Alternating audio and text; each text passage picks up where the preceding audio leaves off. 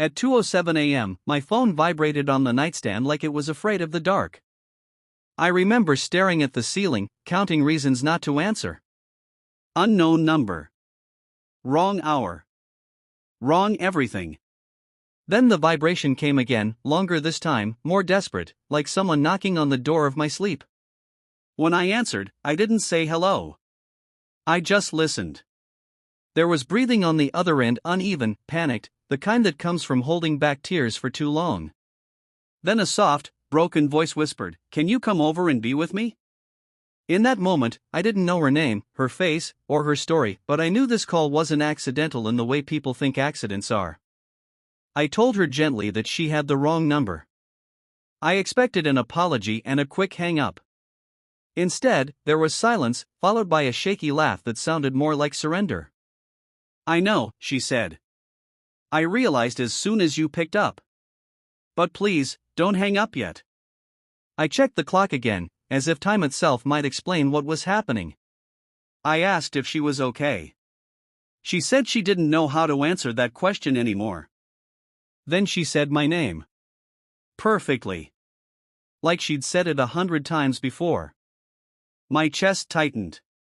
I asked how she knew it, and she replied, when I thought that night had already given me everything it could. My phone buzzed again the following evening, and my heart reacted before my mind did.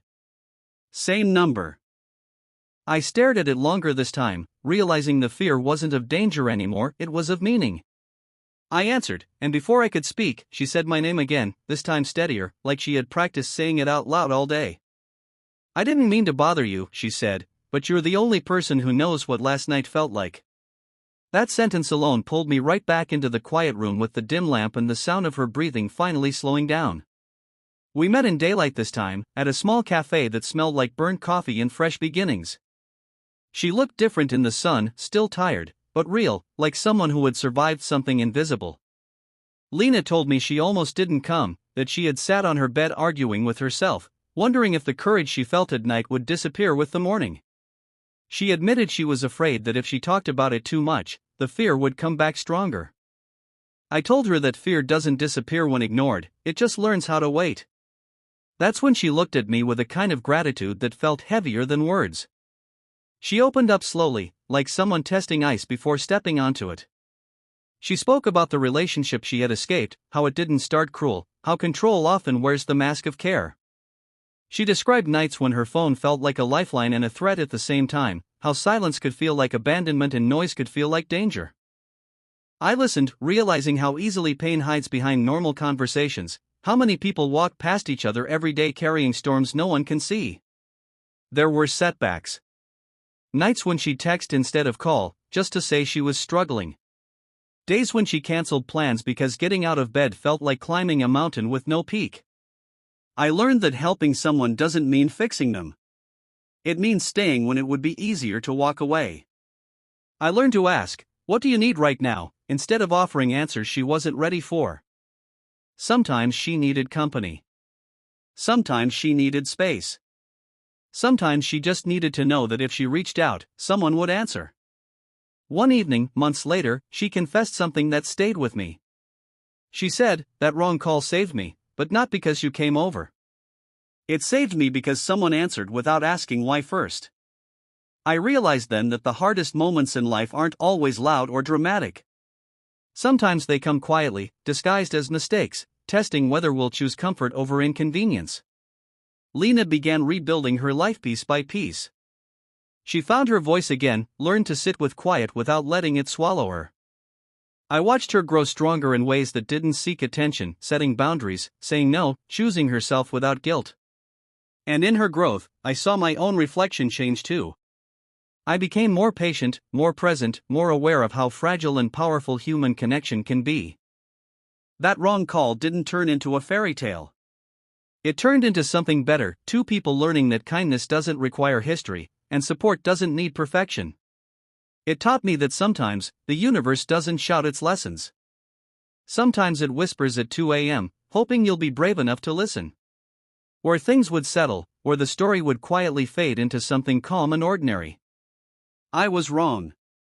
Because real healing doesn't move in straight lines, it circles back, tests you, asks if what you felt was real or just temporary courage.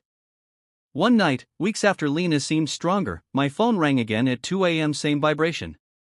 Same silence before I answered. But this time, her voice wasn't shaking. It was tired in a different way. I didn't want to call, she said honestly. I wanted to prove I could handle tonight alone. But I realized something: strength doesn't mean doing everything by yourself. She told me the past had knocked on her door again, not physically, but emotionally. Memories have a way of doing that. They don't warn you. They don't ask permission. They just show up and sit beside you, reminding you of who you were when you felt small. She said she hadn't cried. She said she hadn't panicked. But she also said the room felt too quiet again, and she didn't want to pretend she was fine when she wasn't. I didn't rush to her apartment this time. She didn't ask me to. Instead, we stayed on the phone, talking about everything and nothing: childhood fears, favorite songs, the strange comfort of knowing someone is awake with you while the rest of the world sleeps. Something shifted that night. Not into romance.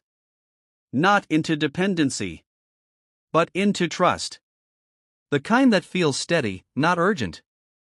The kind that doesn't demand, only offers. Lena started living her life without needing the late-night calls as anchors. Days passed without messages, and instead of fear, there was peace. When she did reach out, it was to share good news: a promotion interview, a moment in therapy where she finally spoke without shaking, a morning where she woke up and didn't feel heavy.